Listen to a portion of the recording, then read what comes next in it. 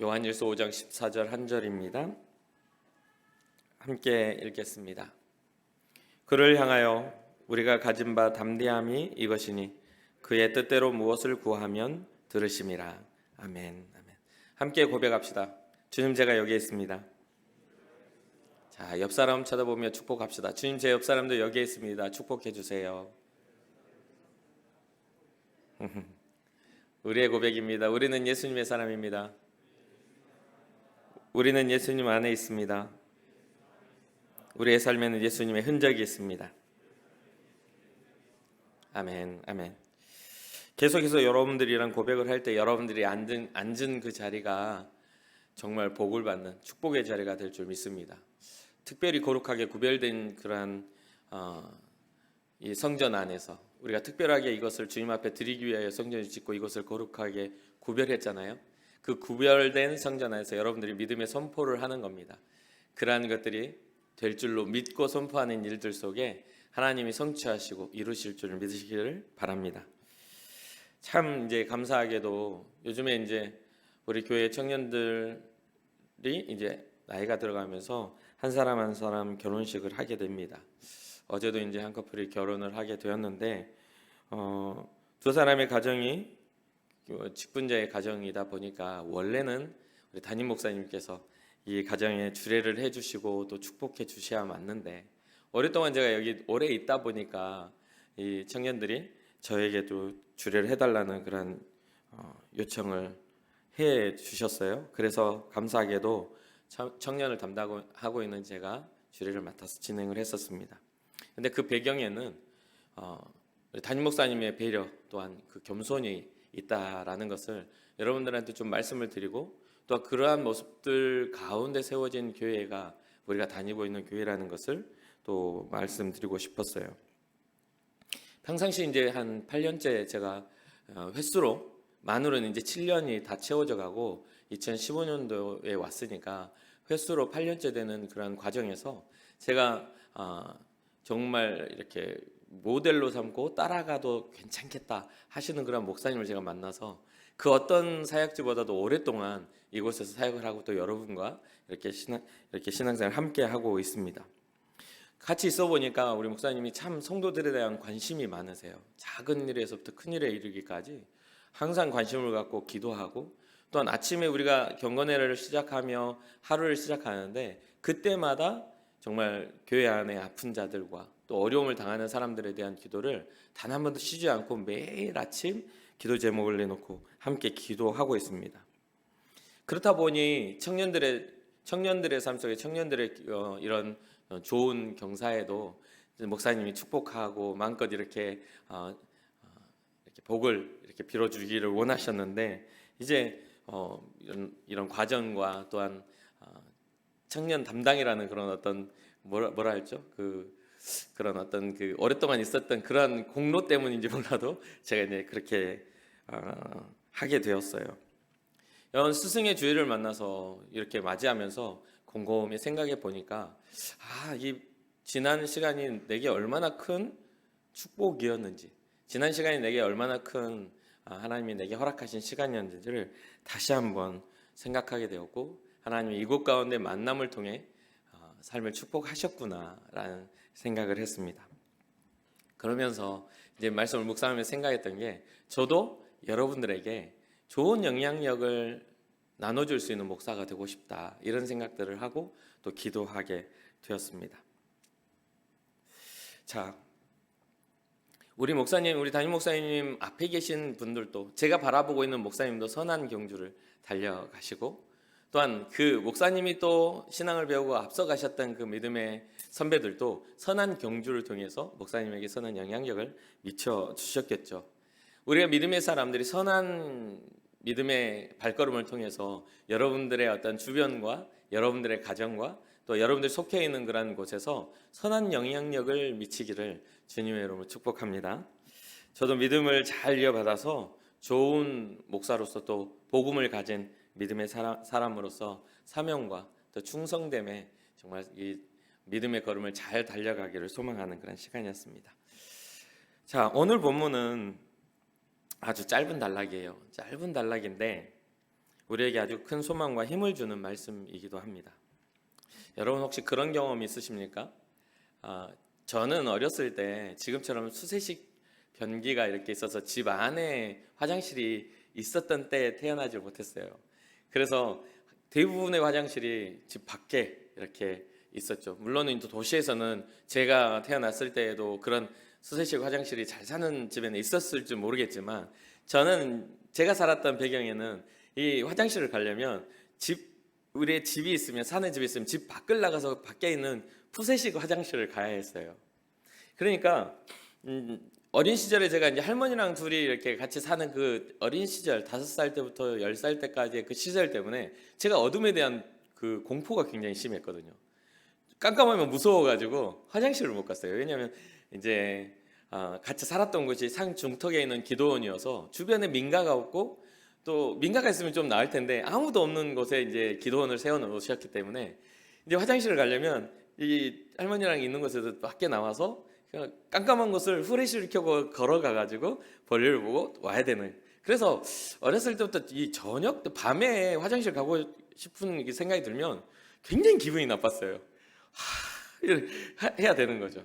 그런 어떤 것 때문에 굉장히 이렇게 무서움을 가지고 있었는데, 이제 그 10살 이후로 좀 이제 성장하고 10살 이후로 이렇게 부모님과 함께 살게 됐는데도 여전히 화장실은 집 밖에 있었죠.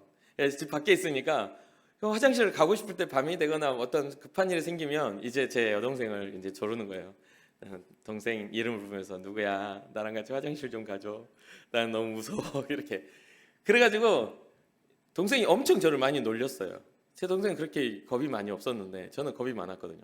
그래서 이렇게 알겠어 해가지고 마지못해가지고 이제 이렇게 가면 이제 볼일을 보러 이제 화장실에 이제 수세식이 아니니까 푸세식 쪼그려 앉아 있으면 이제 불안한 마음이 드는 거죠. 어렸을 때 그러한 뭐 파란 종이를 줄까 빨간 종이를 줄까 이런 무서운 이야기들이 막 유행했었으니까. 게다가 저희 교회에는 그때 당시에는, 요즘에는 장례 문화가 잘 발달됐지만 그 저 어렸을 때 시골 문화는 동네에 사람이 죽으면 상여라고 해가지고 관을 이렇게 메우고서 장지까지 이렇게 노래를 부르면서, 상여가를 부르면서 이렇게 가는 그런 전통이 있었어요. 근데 이 상여를 하는 것이 이렇게 갖추어져 있는데 그게 이제 사람들에게 다 두려움을 주잖아요. 그러니까 교회에다 갖다 놓고 저희 교회 화장실이 있으면 그 푸세식 화장실에 이렇게 지지대가 있으면 그 위에다가 그 상여를 하는 것을 이렇게 올려놓는 거죠. 그 나무를 쫙. 그래가지고 거기에 이제 그때 썼던 어떤 줄이나 이런 것들이 살짝 이렇게 무섭게 내려와 있어요. 이렇게. 그럼 앉아 있으면 되게 무서워. 이게 푸세식이니까 무슨 바람이 불면 밑에서 바람이 훅 올라와. 그러면 이제 문을 닫고서, 문을 열어놓고 볼일을 볼 수는 없잖아요. 밤인데 문을 닫고서 이제 볼일을 보다가 부르는 거예요. 동생 이름은 누구야? 라고 부르면 한 번에 대답이 없어. 그럼 제 마음이, 심장이 쫄깃쫄깃해질 거 아니에요?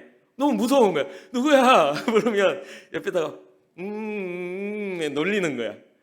나는 이제 갈 거지롱 하면. 그렇게 하면은 가지 말라고, 나 무서워서 안 된다고 막 그러면 좀 있다가 또 불러보는 거예요. 그럼 대답이 또 없어. 그럼 또 무서움이 엄습해. 그럼 계속해서 애절하게 불러야 돼. 이런 반복되는 어린 시절을 기억을 해요. 뭔가 우리에게 두려움이 있다라는 것은 우리의 삶에 어두움이 겸하여 있기 때문은 아닐까요? 그렇죠?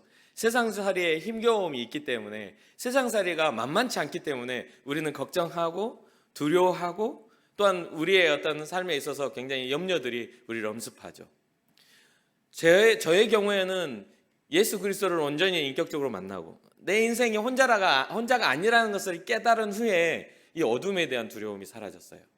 항상 저는 혼자라는 생각, 어린 시절 배경이 있으니까 혼자라는 생각, 누군가를 불러도 대답할 수 없는 그냥 적막한 어둠 속에, 그런 것들 속에 제 두려움이 커져갔다면, 나중에는요, 저보다도 한참 어리고 저보다 힘이 없는 어린 아이의 목소리, 내 동생의 목소리만 들려도 그곳에서 안심하고 있는 내 모습을 보게 됐어요. 그리고 나중에 생각했던 게, 나는 어두움이 무서운 게 아니라 이 어두움 가운데 혼자 있는 게 무서운 거였구나 라는 생각을 했어요.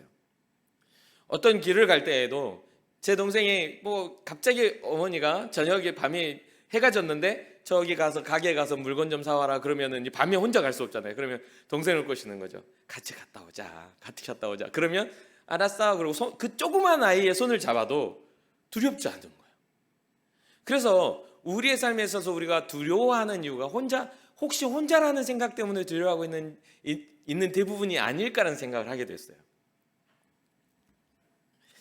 자, 이러한 우리의 힘겨운 삶과 삶의 걱정 속에서 우리는 힘겨운 신앙생활과 인생을 살아가죠. 그러한 과정에서 우리는 어떻게 우리의 그 두려움과 걱정을 돌파하고 있죠? 여러분 어떻게 돌파하나요? 혹시 여러분의 주변의 친구 때문에 여러분들은 든든하다고 여기시나요? 아니면 여러분들의 가정에 물질적 안정이나 그리고 여러분들의 가정의 어떤 부모님들의 평안함 때문에 든든하다고 여기고 계시나요? 그런데 그러한 것에는 뭐가 있냐면 유통기한이 있는 것 같아요. 한계가 있다는 것이죠. 좋은 관계도 시간이 흘러가면 결국에는 먼저 가야 할 인생의 어떤 한계가 분명히 존재한다는 것이죠. 그런데 그러한 부분들이 잠시 잠깐 우리에게 안정감은 줄 수 있을지라도 우리의 삶과 우리의 인생의 가치와 그런 모든 것들을 결정하여 영원한 안정감을 줄 수 없기 때문에 우리에게 허락된 이 지금의 우리의 삶의 문제 해결의 돌파의 그 핵심을 우리가 잡지 않으면 우리는 언제든지 불안해하고 두려워할 가능성을 가지고 살아가는 존재가 될 수밖에 없죠. 오늘 이 시간은 우리가 이 말씀 한 구절, 짧은 구절이지만 이곳에서 여러분들이 무엇을 향하여 가야 할지를 발견하는 귀한 시간이 되기를 주님의 이름으로 축복합니다. 보통 대부분의 신앙자는 어려움이 왔을 때 기도로서 하나님 말씀을 붙잡고 기도로서 그 어려움을 돌파를 시도를 합니다. 그런데 여러분도 저도 기도하면서 정말 그걸 돌파하려고 애를 쓰지만 결국은 기도할 때에도 우리는 완전한 어떤 담대함과 완전한 어떤 확신 속에 들어가지 못하는 경우들이 많아요. 왜 그렇죠? 때로는 우리가 기도를 하면서 의심을 하죠. 하나님이 우리의 고민인데 하나님이 나의 기도를 듣고 계시나? 하나님이 내 기도를 듣고 응답하실까? 라는 고민을 해요. 또 어쩔 때는 어떤 사람들은 계속 기도하라 하고 교회 안에서 여러분 회개하라고 하면 여러분들 회개할 때 항상 드는 생각이 있잖아요. 내가 기도를 잘하고 있는 건가? 나는 하나님의 마음에 흡족한 기도를 하고 있는 건가? 라는 그러한 것들이 자꾸 우리의 마음속에서 약간 불씨가 나오는 것처럼 의심의 불씨들이 툭툭툭 터지는 거죠. 그래서 완전하게 주님을 신뢰하고 기도하지 못하도록 계속해서 우리의 마음속에 일어나는 유혹과 우리의 마음속에 일어나는 불신앙들이 우리의 기도를 막고 있는 것을 보게 됩니다. 어떤 사람들은 긴 시간을 기도하고 앉아있고 때로는 방언이나 때로는 어떤 은사적인 기도를 통해서 그 긴 시간 동안 기도하고 있으면서도 가끔은 부족함을 느낄 때도 있어요. 긴 시간을 주님과 함께 있으면서도 기도의 부족함을 느낀다는 거죠. 이 모든 그러한 일에는 내가 기도해도 응답받지 못해라는 어떤 불신이 깔려있는 경우도 많아요. 어떤 사람은 긴 시간이 하나님 앞에 가치가 있기 때문에 그 시간을 주님 앞에 기도하며 그 시간을 드리는 사람들도 분명히 믿음으로 행하는 사람도 있지만 긴 시간을 붙잡고 하는 그 배경에는 긴 시간을 해야만 하는 불안감이 존재하고 있는 거죠. 내가 이렇게 열심히 노력해야만 응답해 주실 거야 라는 그러한 어떤 대가성 그런 것들을 가지고 있게 된다는 거죠. 그런데 여러분 한번 여러분들 삶의 신앙을 잘 점검해 보시기 바라요. 우리가 하나님 앞에 기도하며 신앙자로 살아갈 때 가장 필요한 게 무엇일까? 우리의 기도가 응답되게 만드는 가장 핵심은 무엇인가? 그것은 바로 하나님을 향한 신뢰입니다. 하나님을 향한 믿음이 우리로 하여금 응답받게 하는 그런 키워드인 거예요. 믿음이 없기 때문에 구하고도 받지 못할 거라는 어떤 불신앙 때문에 우리는 받지 못하는 경우가 많아요. 물론 더 깊이 들어간다면 그 기도 자체를 방해하는 우리의 삶의 죄성도 있겠죠. 하나님이 없어도 난 잘 살 수 있어라는 그러한 나의 삶의 우리의 인생의 죄성이 가장 근본적인 것을 막고 있겠지만 우리의 신앙자로서 우리의 모습을 봤을 때는 우리가 주님 앞에 나아가지 못하게 만드는 것은 하나님을 향한 믿음이 부족하기 때문입니다. 사랑하는 청년 여러분, 어떠한 경우에서든지 하나님은 우리가 생각한 것보다 더 좋은 것들로 채워주시는 분임을 믿으시기를 주님의 이름으로 축복합니다. 야고보서 1장 17절 보니까 이렇게 기록해요. 온갖 좋은 은사와 온전한 선물이 다 위로부터 빛들의 아버지께로부터 내려오나니. 온갖 좋은 은사와 정말 온전한 선물들이 하나님으로부터 비롯된다는 거예요. 온전한 선물은. 세상의 것들은 썩어질 것들이죠. 금방 있다가도 없어지고 가치가 상실될 수밖에 없는 것들이에요. 우리가 잘 알다시피 우리가 많은 부와 많은 어떤 것들을 쌓고 있다 할지라도 어제 전 세계 뉴스를 보니까 이 전쟁으로 인하여 밀 생산이나 여러 가지의 어떤 음식 공급률이 굉장히 부진해졌죠. 연쇄적으로 우크라이나의 그 어떤 곡창지대 그리고 러시아가 공급해왔던 그런 곡창들 이런 것들이 세계에 풀리지 않으니까 전 세계가 지금 어려움을 겪고 있어요. 그리고 물가도 굉장히 많이 올라가고 있죠. 그래서 앞으로 이제 세계가 지금 현재 계속해서 고민하고 있는 건 이제 점점 그러한 것들이 우리의 삶에서 피부로 와닿지 않아서 우리는 정말 하나님이 이 나라의 땅을 안전하게 하시고 보호하고 계셔서 우리가 피부로 와닿지 못하지만 그렇지 못한 피부로 지금 그것을 경험하고 있는 나라들은 심각한 그런 일들로 지금 나오고 있다는 것이에요. 온갖 좋은 것은 하늘로부터입니다. 우리가 누리고 있는 태양이나 우리가 숨쉬고 있는 모든 공기마저도 우리의 힘으로는 사람의 능력으로는 할 수 없는 근본이 하나님께로 비롯된 것들을 통해 우리는 그것을 열매를 먹고 살아가고 있는 것이잖아요. 물론 어떤 관계도 마찬가지고 우리가 이제 여러분들이 앞으로 살아갈 때에 결혼을 하고 새 생명을 갖는 어떤 그런 과정 속에 들어간다 할지라도 그 모든 것들을 열어주시는 이가 생명이 구원되시는 이가 하나님이심을 우리는 느낄 수밖에 없는 삶을 살고 있습니다. 가끔 우리는요 하나님 앞에 나아갈 때 그럴싸한 기도를 하면 가끔 정말 좀 이렇게 합리적이고 굉장히 하나님이 이해되시죠? 제 상황 아시겠죠? 라고 하면서 그럴싸한 기도를 하고 나아가면 하나님이 들어주실 거란 착각을 해요. 내가 뭔가 잘 준비되어 있고 세상에서 직장 생활을 할 때 어떤 그 능력치를 이렇게 요구한 능력치가 있어서 뭔가 이력서를 내고 뭔가 일을 하려고 할 때 내가 능력치에 부합돼야만 채택이 되는 것처럼 우리의 기도도요 우리가 뭔가 거창하고 유창하게 기도를 하고 뭔가 합리적이고 하나님을 설득해야만 응답받을 것 같은 그런 생각을 갖거든요. 절대로 그런 생각에 사로잡히지 말고 이제는 여러분들의 삶의 기도와 삶의 방향성이 단순하게 주님의 은혜 안에서 주님 앞에 나아갈 수 있는 은혜가 있기를 주님의 이름으로 축복합니다. 그래서 잘할 필요가 없어요. 대신에 믿음을 가지고 주님을 인정하는 기도를 할 때에 하나님은 응답하시는 분임을 잊지 말아야 되겠죠. 본질이 중요합니다. 우리가 가져야 할 담대함에 대해서 히브리서 4장 16절에 아주 적절하게 우리에게 전해주고 있습니다. 그러므로 우리는 긍휼하심을 받고 때를 따라 돕는 은혜를 얻기 위하여 은혜의 보좌 앞에 담대히 나아갈 것이니라. 우리가 가져야 할 담대함에 대해서 어떤 때요? 우리는 긍휼하심을 받았어요. 어떤 긍휼하심입니까? 불쌍히 여기심을 받았어요. 우리의 죄로 인해 죽을 수밖에 없었던 우리를 예수 그리스도의 보혈로 우리는 긍휼함을 입었어요. 그리고 때를 따라 돕는 은혜, 주님이 올라가신 우리에게 약속하신 성령의 은혜, 때를 따라 우리를 돕고 우리를 보호하시는 은혜를 얻기 위하여 보좌 앞으로, 은혜의 보좌 앞으로 우리는 담대히 나아가야 하는 것이죠. 여러분들 방향성이 어디를 향해 담대해져야 할지 아시겠습니까? 세상을 향해서 어떤 사건과 어떤 상황 속에서 담대한 것도 있겠지만 왜? 기독교인으로 살아감에 있어서 그 담대함을 가지고 그 믿음의 경주를, 믿음의 고난을 이겨낼 수 있는 힘과 저력이 여러분 안에 있어야 되겠지만 그 이전에 공급하시는 그 은혜 안에 우리가 들어가는 그런 보혈로 인하여 주님 앞에 담대히 보좌로 나아갈 수 있는 그 담력을 얻게 되었음을 우리는 잊지 말아야 된다는 것입니다. 우리에게 흘러내려오는, 우리에게 공급되는 은혜는 은혜의 보좌로부터 흘러나옵니다. 예수 그리스도의 복음의 능력으로부터 흘러나와요. 그 보좌는 어디입니까? 이 스데반이 자기의 고난 앞에 하늘을 바라보며 자기를 죽이려고 섰던 사람들 하늘을 바라보며 예수 그리스도를 발견합니다. 그 발견이 어디예요? 하늘을 보니 하나님 보좌 우편에 서 계신 주님을 발견하고 그것을 증언합니다. 그러나 그를 돌을 쳐서 죽이려고 했던 그 유대인들과 그 많은 사람들은 동일하게 스데반처럼 하늘을 보았겠지만 그들은 주님을 발견하지 못했죠.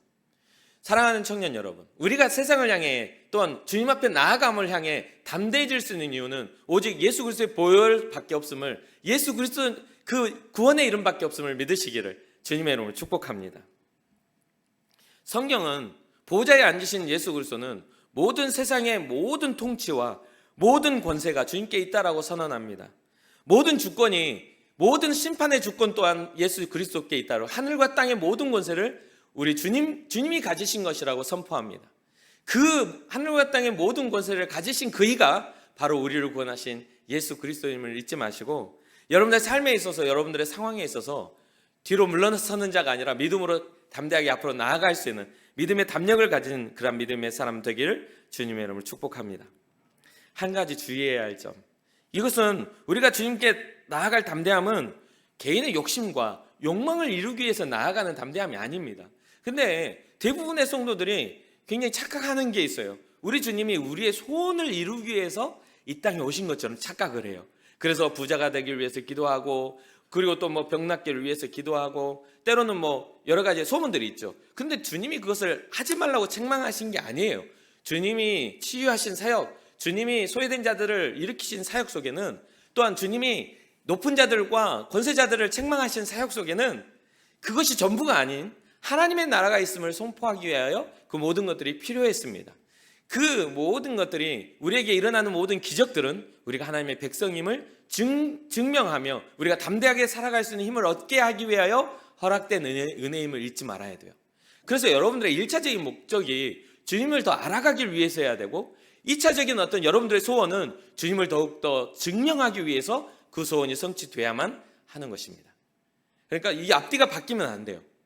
어떤 사람은 그래요. 하나님 내게 복을 주시면 내가 이렇게 살겠습니다. 그렇게 누가 못 살겠어요? 그렇게 누가 못 하겠냐 이 말이에요. 복을 주시지 않아도, 그리 아니하신다 할지라도 주님 앞에 하나님의 영광을 위해 살아갈 수 있는 사람들이 믿음의 사람이라고 하는 거예요.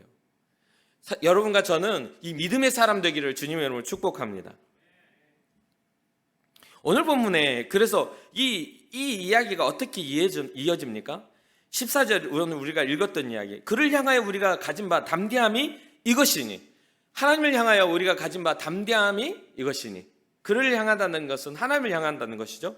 그의 뜻대로, 하나님의 뜻대로 무엇을 구하면 들으심이라. 그러니까 우리의 응답된 비결, 담대함의 이유들이 주님의 뜻대로 살아갈 때 우리는 진정한 담력을 얻을 수 있는 거예요. 남보다 용기가 많아가지고, 남보다 뭐 심장이 더 강해가지고, 뭐 번지점프도 잘하고, 뭐 자이로드롭도 잘 타고 이래서 담대하다는 이야기가 아니라, 삶의 어떤 우리의 인생의 문제, 가장 근본적인 문제에 있어서 우리가 그 어떠한 것에도 우리는 뺏기지 않을 하나님의 사람이라는 그 담대함에 대한 이야기를 하고 있는 거예요. 성경은 끊임없이 그 이야기를 하고 있는 것입니다. 사랑하는 청년 여러분, 여러분들의 가정이나 여러분들의 직장이나 여러분들의 학업 현장 속에서 여러분들의 믿음을 흔들려고 하는 여러 가지 요소와 또 관계들이 있을 거예요. 그러나 여러분들로 하여금 진정한 여러분들의 가치 있게 만드는 것은 여러분들의 외모가 아닙니다. 여러분들의 능력치가 아니에요. 여러분들이 진정한 가치, 존귀한 자를 만드는 것은 오직 예수 그리스도로 인한 우리를 향한 하나님의 사랑임을 잊지 마시기를 주님의 이름으로 축복합니다.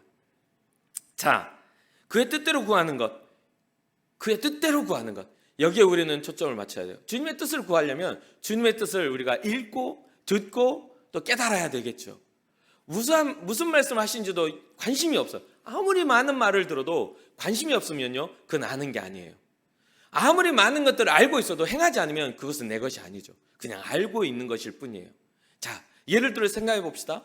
우리가 어떤 사람이 목에 뭔가를 딱 이렇게 딱 걸렸을 때, 우리 이제 경찰들이나 소방관들이 처치를 하는 게 있잖아요. 배를 잡고. 갑자기 그게 생각이 안 나는데 그 배를 잡고 막 해요. 근데 그거를 알기만 해.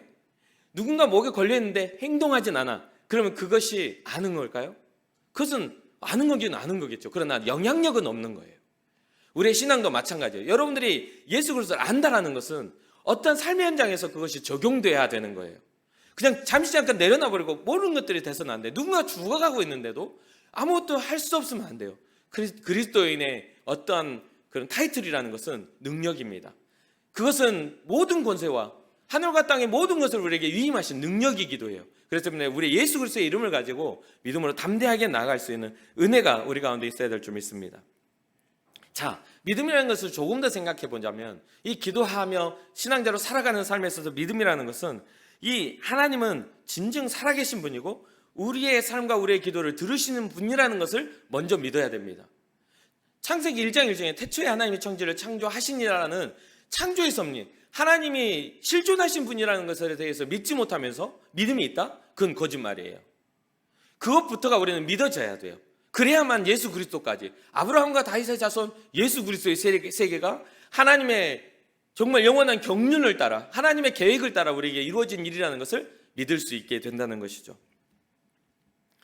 하나님 살아계셔서 역사하신다는 믿음에 대해서 예수님이 자신의 사역 속에서 우리에게 보여주시기도 해요. 요한복음 11장 41절과 42절에 이 예수님께서 어떠한 사역을 하시냐면 이런 말을 합니다. 항상 내 말을 들으시는 줄을 내가 알아나이다. 그러나 이 말씀 하옵는 것은 둘러선 무리를 위함이니 곧 아버지께서 나를 보내신 것을 그들로 믿게 하려 함이니이다. 이 말씀을 하시고 큰 소리로 나사로야 나오라 부르시니. 이 상황이 어떤 상황이에요? 죽은 나사로를 살리신 사건인 거예요. 기도를 하면, 구하면 들으신다라는 것을 주님은 믿고 계셨다는 거죠. 하나님은 우리의 기도를 듣고 계신다. 그러면서 어떤 말을 해요? 곧 아버지께서 나를 보내신 것을 그들로 믿게 하려고. 예수님은 그런 사역을 통해서 우리에게 가르쳐 주고 계시다라는 것이죠.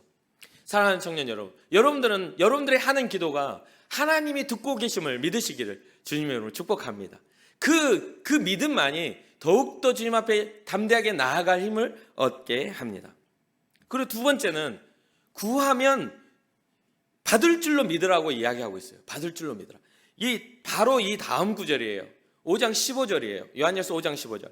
우리가 무엇이든지 구하는 바를 들으시는 줄을 안즉 우리가 그에게 구한 그것을 얻은 줄을 또한 아느니라. 주님께서 들으시면 응답하시는 분이다. 그러니까 우리가 이미 하나님께서 우리가 기도할 때 우리에게 응답하시는 분임을 우리는 믿고 나아가야 한다는 것이죠. 그런데 신앙자로 살다 보면 자주 찾아오는 마음이 있어요. 그것은 뭐냐면 의심하는 것과 두려워하는 마음이 찾아와요. 그래서 우리가 기도할 때마다 그 의심과 두려움이 우리 가운데 계속해서 우리의 마음의 믿음을 흔들려고 하는 것들을 보게 됩니다. 그래서 성경은 이야기하고 있죠. 디모데후서 1장 7절에 잘 가르쳐주고 있어요. 하나님이 우리에게 주신 것은 두려워하는 마음이 아니요 오직 능력과 사랑과 근신하는 마음이다. 하나님이 우리에게 주신 것은 두려워하는 마음이 아니라는 거예요. 그러면 여러분 기도하면서 여러분 마음에 들어오는 의심이나 여러분 마음에 생겨나는 두려움들이 하나님으로부터 비롯됐겠습니까? 그렇지 않아요. 그런 의심이나 두려움은 하나님으로부터 비롯된 게 아니에요. 주님께서 여러분들의 삶에 개입하시고자 하는 하나님의 계획을 가로막는 마귀의 역사라는 것을 잊지 말아야 돼요. 끊임없는 불평과 끊임없는 불만과 인생에 있어서 나만 불행한 것 같은 그런 마음을 줄 때는 나사렛 예수 그리스도의 이름으로 물리쳐야 합니다. 왜요? 우리는 예수 그리스도의 보혈로 이미 존귀한 자가 되었기 때문입니다. 사랑하는 청년 여러분, 여러분들 인생에 있어서 많은 굴곡진 산이 있고 많은 굴곡진 어려움들이 있을 거예요. 그럴 때마다 여러분 삶을 불행하다 여기실 겁니까? 이미 2000여 년 전에 우리를 존귀하게 지불된 예수 그리스도의 보혈은 우리를 불행한 자로 만든 것이 아니라 우리를 존귀하고 행복한 자로 만든 것입니다. 그렇기 때문에 저는 종종 여러분 가까운 우리 사람들한테 이야기해요. 우리는 행복하자고. 예수 안에서 우리 행복하자. 그것이 우리를 향하신 하나님의 뜻입니다. 그것이 우리를 향하신 하나님의 마음이에요. 사랑하는 사람이 행복하길 원하지 불행하길 원하겠어요? 내가 너를 너무 사랑하니까 가다가 죽어 이렇게 말하는 사람 아무도 없을 거예요. 가다가 안전하게 가라, 차 조심해라, 사람 조심해라, 위험한 데 가지 말아라, 뒷길로 가지 말아라, 앞길로 가라, 밝은 데로 가라 이렇게 말하지 않겠어요? 우리 주님도 우리로 하여금 빛의 자녀라 하시잖아요. 빛의 자녀로서의 삶을 살아고 빛이 되어라, 소금이 되어라, 우리에게 세상을 변혁시키고 세상에 하나님의 자녀다운 삶을 살아라 하시며 언제나 내가 너와 함께하리라는 약속 하시지 않았습니까? 그러한 약속 우리는 가진 사람들이라는 거죠. 잠시 잠깐의 여러분들의 삶을 어렵게 만드는 일에 여러분들의 마음을 빼앗기지 않기를 주님의 이름으로 축복합니다. 자, 마지막으로 예수님의 이름을 우리는 가지고 담대해야 됩니다. 이건 복음의 핵심이죠. 우리의 담대함, 그를 향하여 우리가 담대할 수 있는 것은 그 막힌 담을 헐어버리신 예수 그리스도의 공로입니다. 십자가의 보혈이 우리에게 능력이 되고 십자가의 도가 우리의 가야 할 길이 되기 때문에 우리는 다른 이름, 다른 어떤 이유를 가지고 담대해질 것이 아니라 우리 예수 그리스도의 복음의 능력을 붙잡고 담대해져야 되는 거예요. 이 본질을 놓쳐버린다면 우리는 신앙자가 아니라 종교인이 될 겁니다. 여러분들의 인생에 있어서, 여러분 삶에 있어서, 여러분의 삶의 들어가 가지고 여러분들 관계를 한번 되돌아보십시오. 여러분들은 그리스도 예수의 사람다운 삶을 살고 있는지, 주님께서 기뻐하시는 그런 열매가 나를 통해 나타나고 있는지. 가끔은 그런 생각을 해요. 나는 정말 노력하지 않고 나는 아무것도 하지 않으면서 좋게 봐주길 원하는 사람들. 그런데 세상 어떤 법칙도 그런 경우는 별로 없습니다. 노력한 자들, 성실한 사람들, 때로는 스스로가 정말 매력을 가지고 자기의 삶을 개척해 나가는 사람들이 더 좋은 미래를 바라볼 수 있는 거예요. 그런데 그렇지 않고 그냥 무작정 나 중심의 이기적인 마음으로 내가 잘못해도 이해해 줘야지, 이런 생각들이 막 불릴 때 일어나는 경우들이 있어요. 그런 경우에 대부분의 사람들이 굉장히 우울해지기 십상이에요. 세상은 그렇게 만만하지 않거든요. 정말 호의롭게 봐주면 좋겠는데 봐주지 않거든요. 그래서 우울해지게 되죠.